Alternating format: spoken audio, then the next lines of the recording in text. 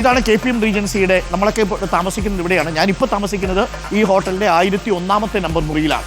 അപ്പോൾ KPM റീജൻസിയുടെ റിസപ്ഷനിലേക്ക് നമ്മൾ പോകുന്നു. അപ്പോൾ ക്യാമറ സ്റ്റാർട്ട് ആക്ഷൻ. അപ്പോൾ നമ്മൾ ഇവിടെ നിന്ന് തുടങ്ങുന്നു. ഇത് KPM റീജൻസിയുടെ പൂമുഖം. KPM റീജൻസിയുടെ പൂമുഖത്തിൽ ഇതാണ് യഥാർത്ഥത്തിൽ ഈ ആക്ഷൻ നടന്ന സ്ഥലം. നമ്മുടെ റിസപ്ഷനിസ്റ്റ് ഇവിടെയുണ്ട്, നമ്മുടെ സുഹൃത്താണ്. Hello, good morning.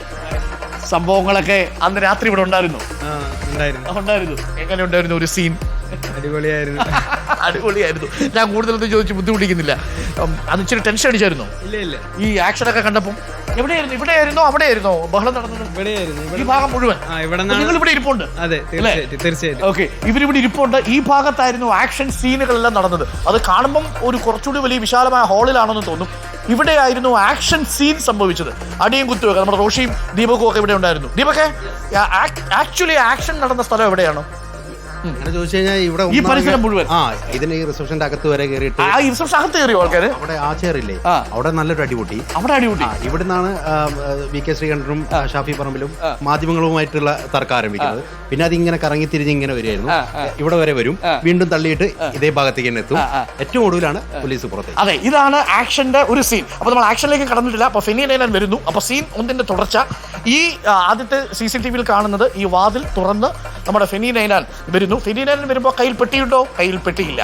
Feni Ninan വരുന്നു. ഫെനി നൈനാൻ വന്നതിനു ശേഷം ഇതുവഴി വന്ന് സാവധാനം ഇവിടേക്ക് ഇറങ്ങുന്നതാണ് നമ്മൾ കാണുന്നത്. ഇതാണ് റിസപ്ഷനിൽ നിന്ന് ആ ഇടനാഴിയിലേക്ക്, ബോർഡ് റൂമിലേക്ക് പോകേണ്ട വാതിൽ. ആ വാതിലിലേക്ക് സാവധാനം ഇങ്ങനെ ഇറങ്ങുന്നു. കയ്യിൽ പെട്ടിയുണ്ടോ? കയ്യിൽ പെട്ടിയില്ല. അപ്പോൾ ഇവിടേക്ക് എത്തി. ഇതാണ് റിസപ്ഷൻ കഴിഞ്ഞു വരുന്ന ഇടനാഴി. ഞാൻ അങ്ങേയറ്റത്തെ മുറിയിലാണ് ഇപ്പോൾ താമസിക്കുന്നത്. 101-ലാണ് താമസിക്കുന്നത്.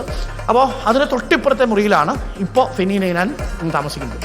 അപ്പോൾ ദീപകെ, ഈ ഇടനാഴിയുടെ അങ്ങേയറ്റമാണ് ബോർഡ് റൂം അല്ലേ? അതെ, ആ കോർണറിലേക്ക്. അപ്പോൾ നമ്മൾ ആ കോർണറിലേക്ക് പോകുന്നു. കയ്യിൽ പെട്ടിയുണ്ടോ? കയ്യിൽ പെട്ടിയില്ല.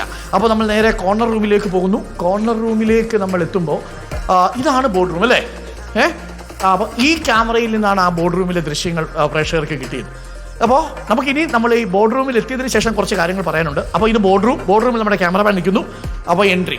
ഫെനി ഇവിടെ വരുന്നു. ഫെനി ഇവിടെ വന്നതിന് ശേഷം പുറത്തുനിന്ന് കൊട്ടുന്നു, ഉള്ളിലേക്ക് കയറുന്നു. ഉള്ളിലുള്ളത് ആരൊക്കെയാണ്? ഷാഫി പറമ്പിലുണ്ട്, VK ശ്രീകണ്ഠനുണ്ട്. പിന്നെ ആരാ ഉള്ളത് ദീപകെ? VK ശ്രീകണ്ഠൻ, ഷാഫി പറമ്പിൽ, ജ്യോതികുമാർ ചമക്കാല. ഇവർ 3 പേരുമാണ് ഇവിടെ ഇരിക്കുന്നത്. ഈ പരിസരത്തൊന്നും എന്തില്ല? CCTV ഇല്ല. ഇതിലൊന്നും CCTV ഇല്ല എന്നത് പ്രേക്ഷകർക്ക് കാണാം. പക്ഷേ ഇതൊരു ബോർഡ് റൂമാണ്. കുറച്ച് പേർക്ക് ഇരുന്ന് വർത്തമാനമൊക്കെ പറയാൻ പറ്റുന്ന ഒരു സ്ഥലമാണ്.